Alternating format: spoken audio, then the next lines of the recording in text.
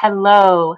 This lecture and presentation is intended to give you a brief history and overview of self-portraits and give you some context as you prepare to approach your own self-portrait in the first studio project assignment.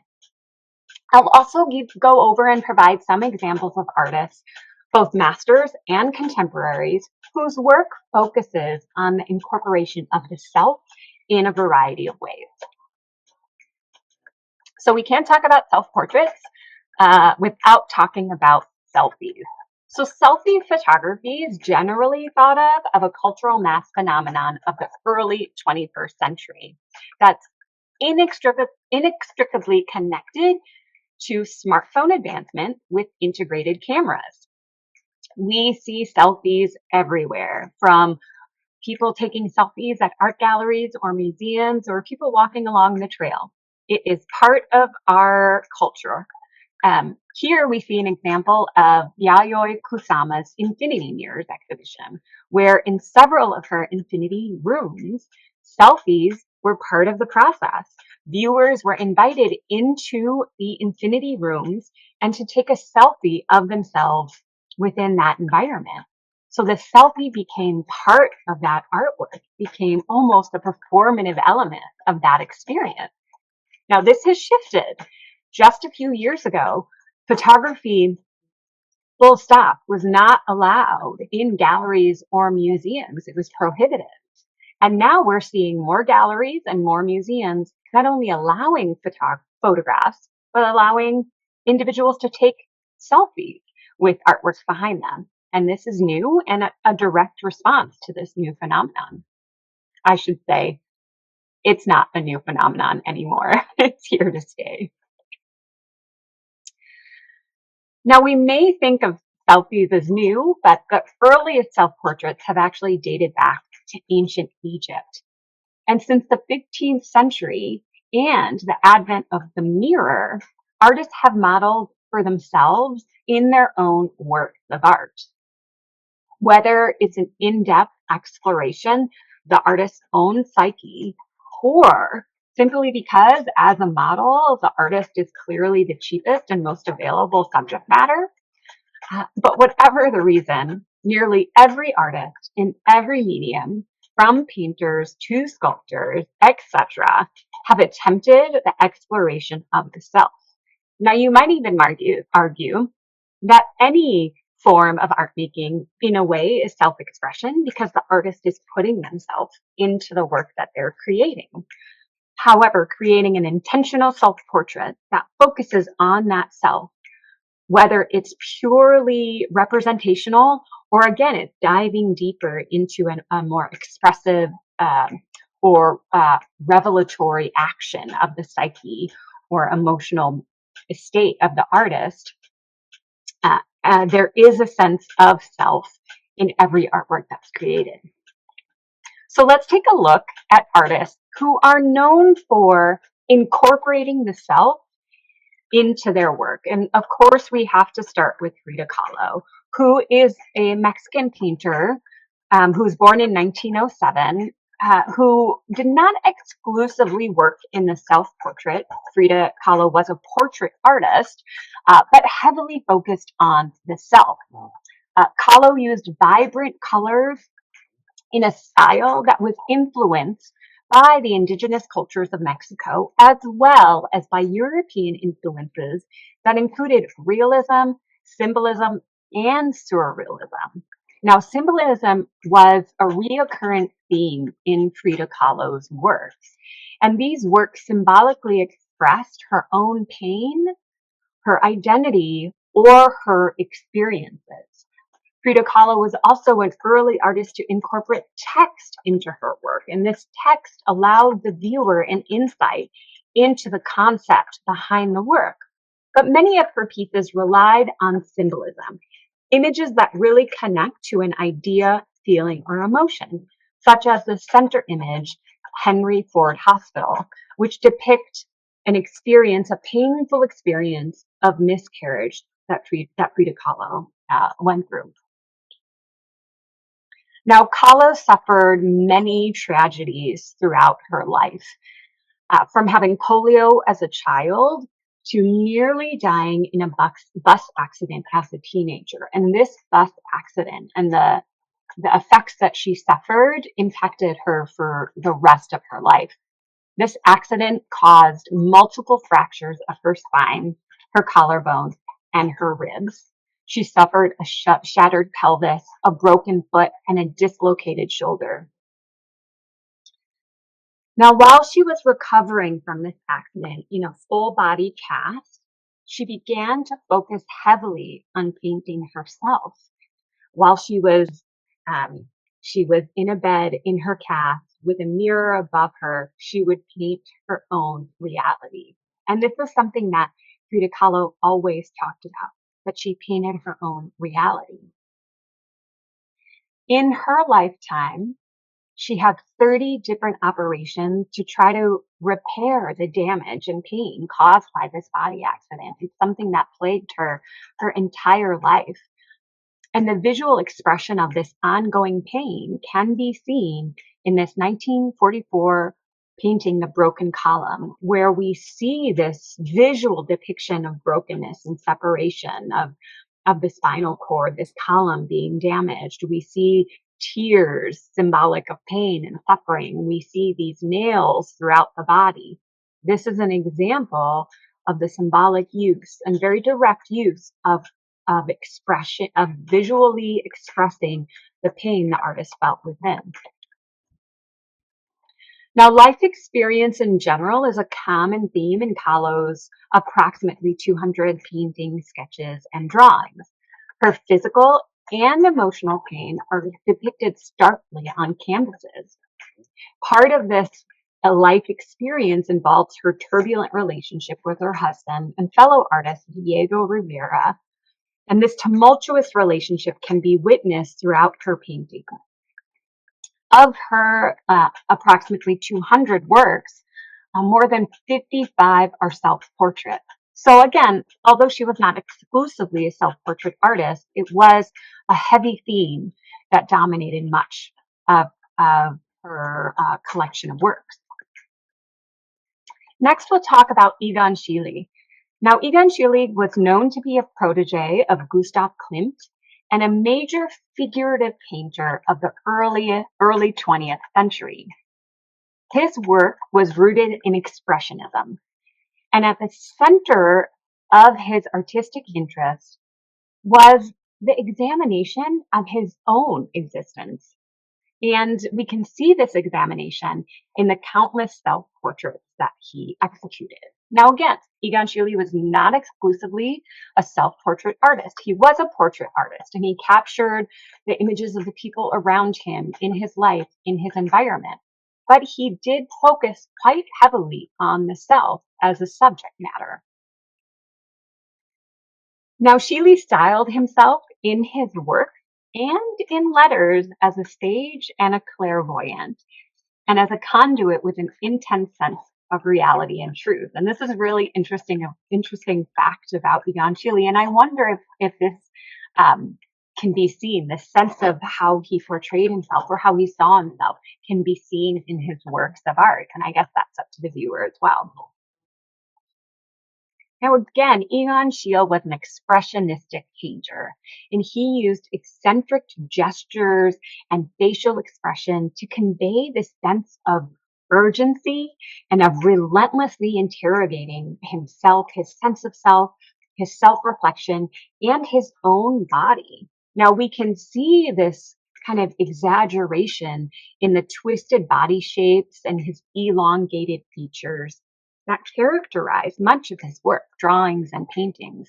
And we can see this here in the elongated torso, in the fingers that are elongated, in this kind of expressive look on the face that is really pushing beyond just representation and is diving deeper into a reflection of the self and the psyche.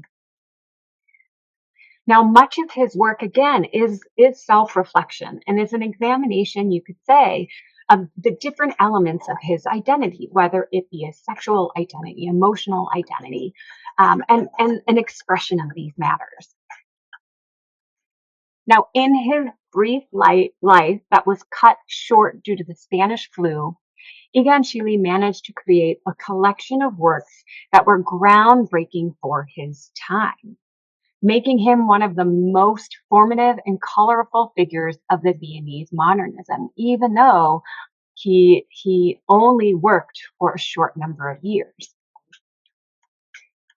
Now, Anna Mendieta is more of a current artist, born in 1948 through 1985. And Anna Mendieta was a Cuban-American performance artist, sculptor, painter, and video artist. So Mendieta's work surpassed just the 2D media and incorporated several other mediums in her work. Now, a lot of this is because Anna Mendieta's work was time-based and ephemeral. In fact, she's known best for her earth body artwork, which was works that she executed within the environment and would be ephemeral, would be time-based, which would not be permanent pieces of work and were based on the flow and change of the environment around her.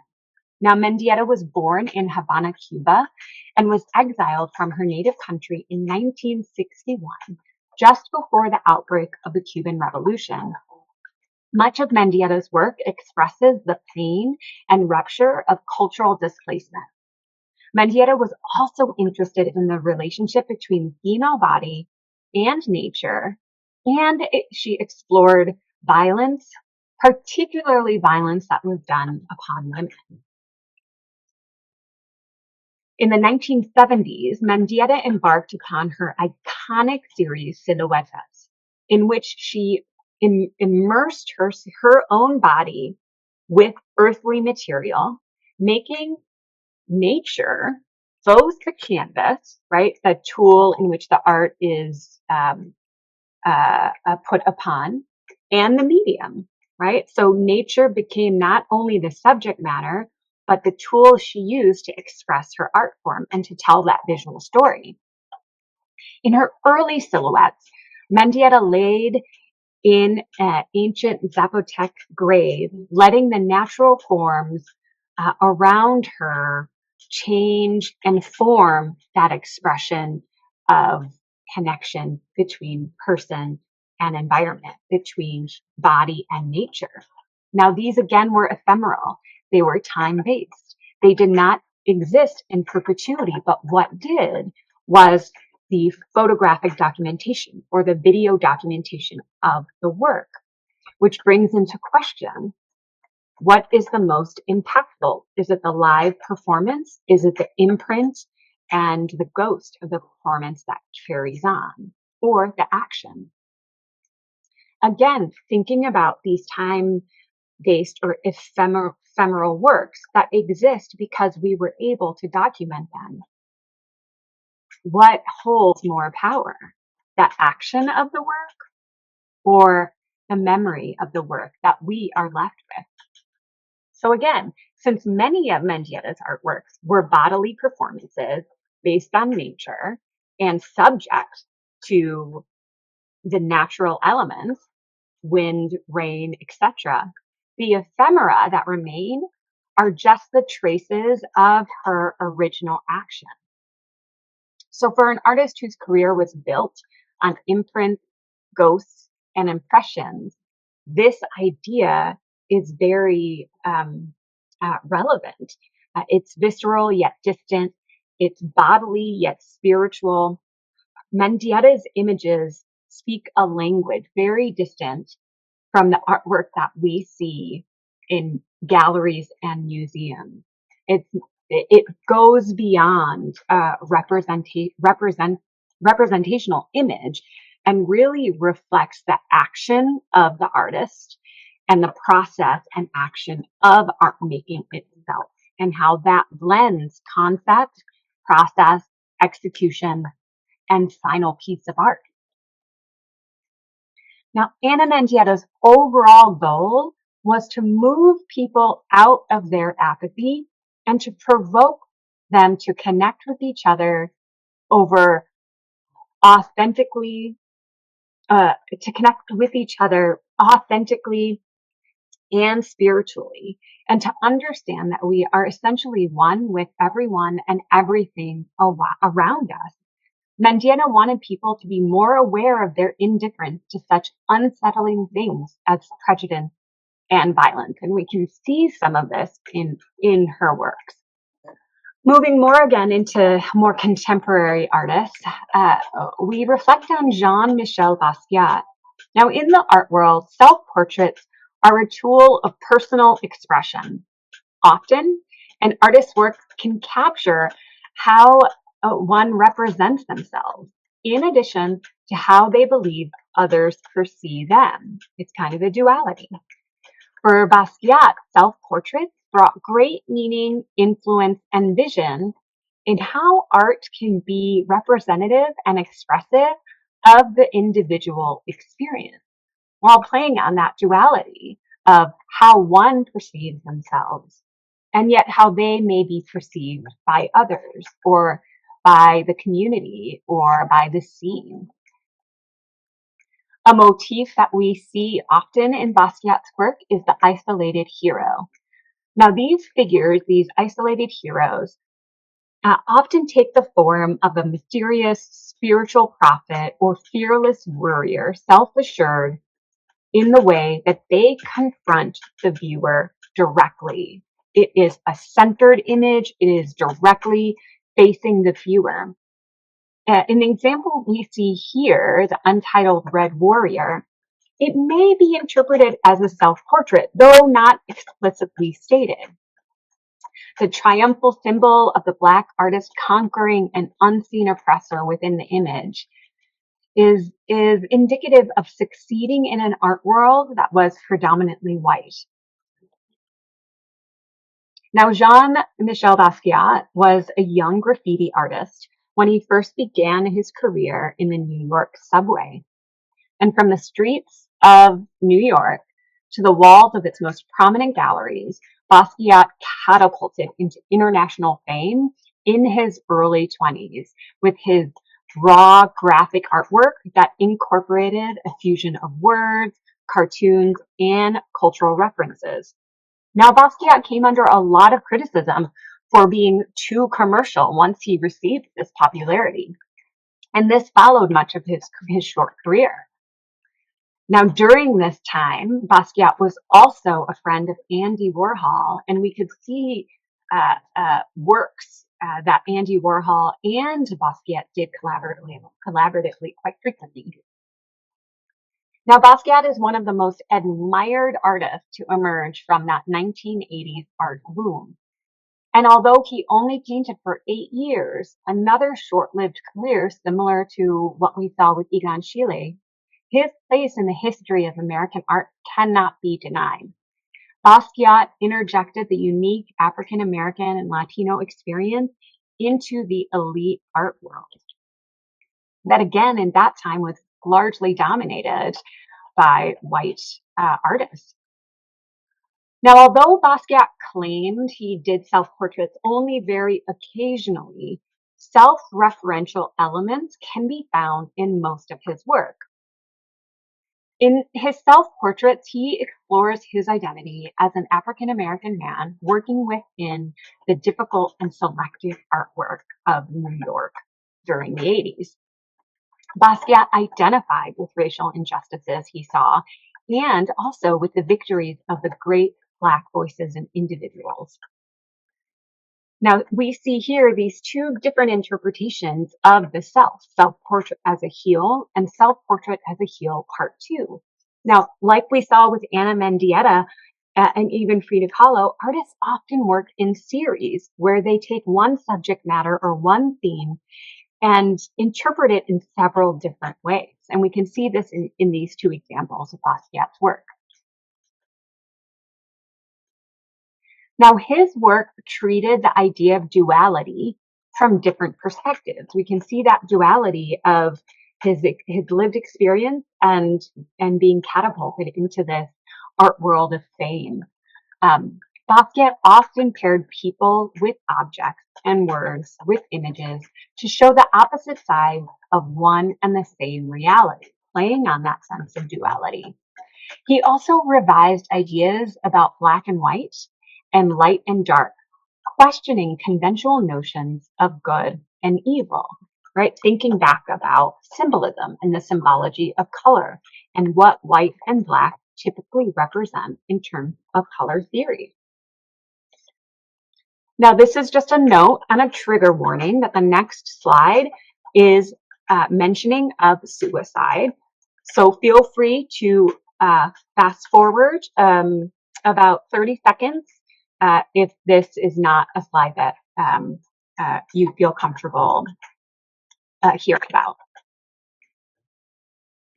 Riding with Death, seen here, came toward the end of Basquiat's life. It was one of the last paintings, and some experts say that this, in fact, was his last painting, though we don't really know. Basquiat was a prolific painter in the short years that he produced, and so it's hard to even date some of his work because, again, he was so expansive in his art making. But some say that this, in fact, was his last painting.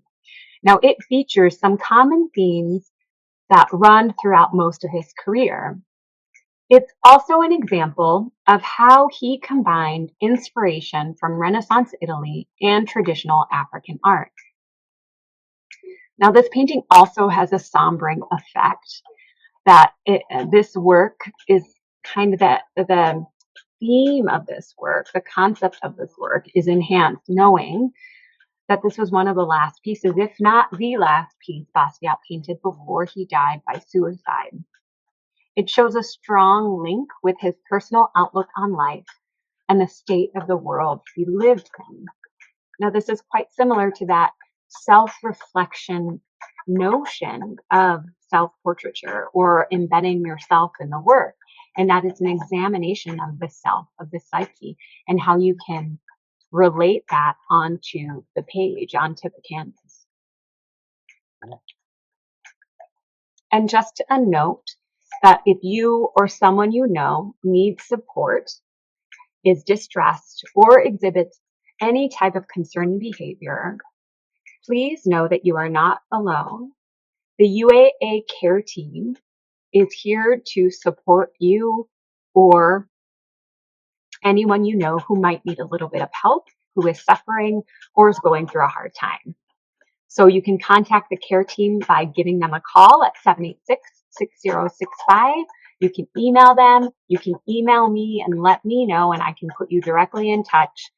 There's also a couple of care lines and helplines that are 24 hours that you can text or call.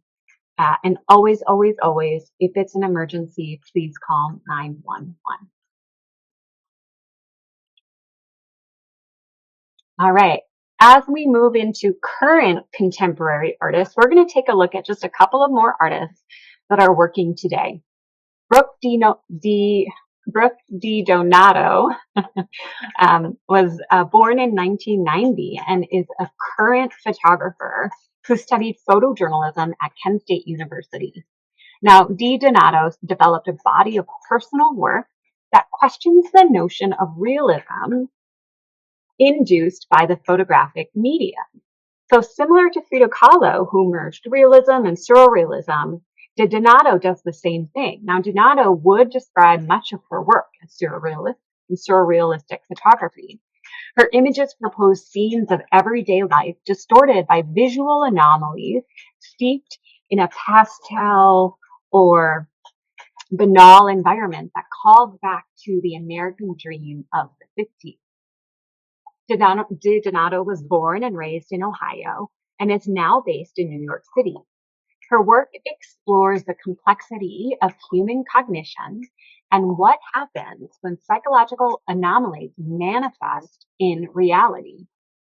So in this way, Donato is placing viewers in the context of the narrative that has no beginning or end. Donato is forcing us to ask, how did we get here? What happens next? And finally, can we go on? Much of these images are open formed, which means they go beyond the composition. We know there's more going on than what meets the eye, and that there's a whole scene behind that. And it's a way of really inviting the viewer into the work itself. Now, you may pick up on similar themes that several of the artists we've talked about are exploring: this human cognition, what's happening in the psyche, what's happening psychologically.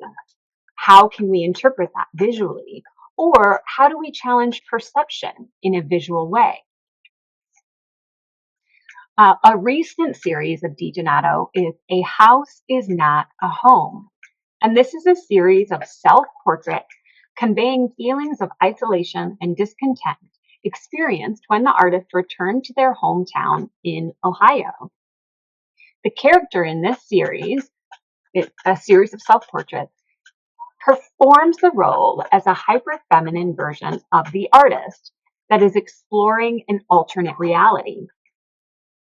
There becomes a cohesion then between the suburban backdrop, again, that kind of banal, pastel, sugary background of the suburban life, and a struggle to psychologically acclimate to gender roles often found in the nuclear family structure.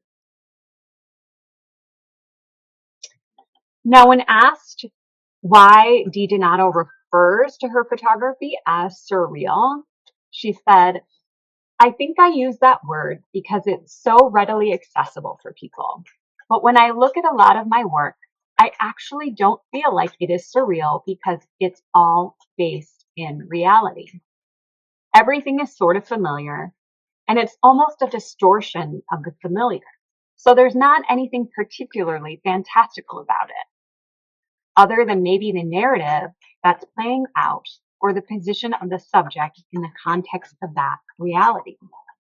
Again, similar to Kahlo, who, although played with these different styles of surrealism, symbolism, and realism, would say when asked if her work was surrealistic, was that she painted her own reality, which is similar to what DiDonato was saying with these works. Now, DiDonato, interestingly, often conceals the faces in her photography, whether of the artist herself or other subjects of the images she makes. This could be done to democratize the figure. I mean that to say to have the figure represent the every woman or the every person. By concealing the face, there becomes a socialization of the personal. It may be a self-portrait, but it also can reflect any person who sees themselves in that image. It takes away the ownership that the artist has and gives that, shares that broadly to the viewer. They then can also own that message, that visual story. Next, we'll talk about Zunel Muhali. Zunel Muhali is also a currently producing artist and is one of the most acclaimed photographers working today. Their work has been exhibited all over the world. Muhali is a South African visual activist and photographer, and for over a decade, they have documented the Black, lesbian, gay, bisexual, transgender, and intersex people's lives in various townships in South Africa. Muhali's self-proclaimed mission is to rewrite a Black, queer, and trans visual history of South Africa for the world to know of our resistance and existence at the height of hate crimes in South Africa and beyond. In a more recent ongoing series, Sanyama Ngonanyama, excuse my pronunciation, Hail the Dark Lioness, Muhali becomes both the participant and the image maker as they turn the camera on themselves. These images are confronting. They are directly confronting the viewer and forcing an examination of the work. Now, Muhali is experimenting with different characters and archetypes, and their self-portraits reference specific events in South Africa's political history. Through exaggerating the darkness of her skin tone, Muhali reclaims their blackness and offsets the culturally dominant images of Black women in the media today.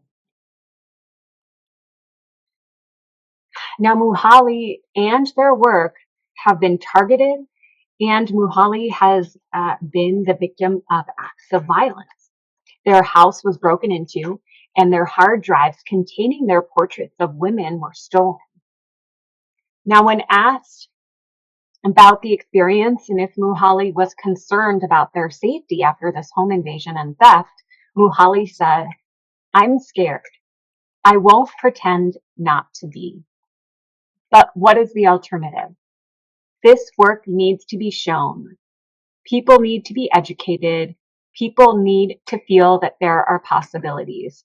I always think to myself, if you don't see your community, you have to create it. I can't be dependent on other people to do it for us. It is a continuing resistance because we cannot be denied existence. This is about our lives, and if queer history, trans history, if politics of Blackness and self-representation are so key in our lives, we just cannot sit down and not document and bring it forth. Muhali's self-portraits place the artist in the center, confronting the viewer. The portraits are self-aware and interrogative. The portraits are serious reflections on the genre and the artist's place in it. As Muhali adapts different clothing and accessories, they slip into different facets of the characters they create. So Muhali's self-portraits are as much of a reflection of the self, but also a reflection of culture and identity and expressions of um, uh, uh, expressions of justice and education. Okay, just a few other contemporary artists for you to explore because we don't have time to go in depth in all of them. But I encourage you to look at this list of artists as well who also work in self-portraiture and within the self. Those are Alison Lapper, Cindy Sherman, Barclay Hendricks, Lou Golin, Hannah Wilkie, Lydia Petit, and Jenny Saville. All artists that work and examine the self in their artworks in a variety of mediums, photography to painting to multimedia practices. So after examining artists working in the self-portrait, I want you to start thinking about your self-portrait. So this assignment is to create a self-portrait that captures who you are and or where your artistic interests lie. This is an investigation in the self. It's an examination of who you are. We just went through a list of artists who use the self in a variety of ways, whether it's self-investigation, calling attention to injustices and discrimination, reflecting on personal story, interpreting pain, or putting a lens on the perception of society. A self-portrait can reflect a number of things. And I want you to really dive deep and think about who you are as a person or who you are as an artist and capture that in one image, in one art piece that is no smaller than 8 by 10. It can be as big as you want, but no smaller than 8 by 10. And it has to be done two-dimensionally, but in any two-dimensional media. Now, these works will be evaluated for a degree that goes beyond the casual, unconsidered selfie. I want this to be an exploration in the self. And the theme is up to you. How you want to explore that is also very independent and up to you. Now, again, it needs to be a two-dimensional solution, but unlike some of the other assignments that we're going to do this semester, that medium is up to you. So it can be a drawing, it can be a painting, photograph, it can be a collage, it can be a video, animation piece. It could be mixed material, as long as it's 2D, a computer generate or computer digitally generated image. So it's pretty broad. If you have a question on whether your media is eligible to use, just shoot me an email. And again, the portraits can be no smaller than 8 by 10. Now, like we saw in many of these artists, your work does not need to be self-portrait in terms of capturing your likeness. Self-portraits can also be presented through symbols or through different imagery. It does not need to necessarily be an image of your face or your body. It doesn't need to be figurative work. It can be expressive work. It can be abstract work. Really think about how you want to express these notions of the self. Now we're going to use Flickr Gallery for our critique gallery. And so your final pieces have to be documented. They're digital works, just save them in a nice file. If they're analog works, if they're paintings, drawings, collages, etc., you must take a good quality photograph of that work. All you have access to is a smartphone. I have included a resource in ongoing resources on how to capture really great work, even just on your smartphone. So some things I want you to reflect on as you start to think about how you're going to solve this problem of creating a self-portrait is kind of general overarching questions. What is communicated in a self-portrait? What attributes are reflected in the self-portrait works of the artists we reviewed? Do any of these resonate with you? If so, why? If not, why not? What are you trying to communicate through this self-portrait? What are you trying to say? What's your message? How does the medium or style used impact the overall concept and meaning of the work? Why was it important for Anna Mendieta to do a series in the environment when that environment might wash away the work that was done? Why was that important? Why couldn't she just paint that? Right? How is the medium crucial and how is the medium important and how does it impact the overall concept of the work? Another keynote is that in considering your approach to your own self-portrait, think about what the most important attribute, the most important message that you would like to convey to an audience is. And then how do you want to do it? What medium is the best medium to communicate that message and to communicate the theme and the intent of your work? So for this assignment, the how you are presenting your work is important, right? So if you're taking an image, right, the documentation is also important because we need to think about quality. We need to think about craftsmanship. And if you make a really great piece of art, but you document it poorly, that quality is going to suffer, right? If you're buying a muffin and there's a muffin that's wrapped beautifully, you're going to buy it over the muffin that's smashed in its wrapper, even if that one smashed in its wrapper tastes better, because that quality, that presentation matters. So be just as careful with how you document and present your work than the thought you're putting into creating it. So how is it lit? What angle is it seen from? Is the image in sharp focus? Are you presenting it whole or fragmented? When you're thinking about creating the work, play with different ideas of how you're presenting the self. We didn't talk about Cindy Sherman. She's in the list of artists for you to look up, but Cindy Sherman is a self-portrait photographer who played with the ideas of costuming and props and settings and characters. Think about that. Think about how you want to present yourself and be broad and expansive in that. And then again, how many aspects of yourself are possible to communicate, or do you want to communicate? Right? You might tie in on one element that you want to express, and that is the message of the self-portrait. Finally, we will be critiquing these assignments. Those Flickr gallery critiques are, the link to those is on Blackboard. Once I receive your images, I will put them in the Flickr gallery and post that on Blackboard for you to access. I will also post some guidelines on how to critique work. The critique is an opportunity for us to provide positive and constructive feedback on your classmates' work.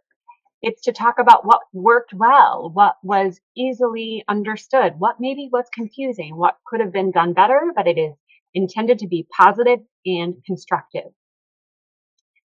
Now, because we can't see these works in person, we are relying on documentation, photographic documentation or digital documentation of these work. And I really rely on you to post the most authentic representation of these as possible. So please do not use any filters within your camera or your phone that is going to not authentically represent your work.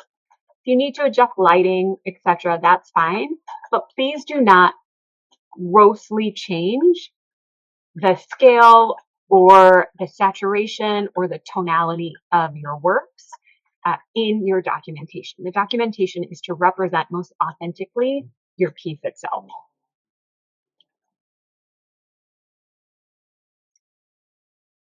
All right. Please let me know if you have any questions along the way.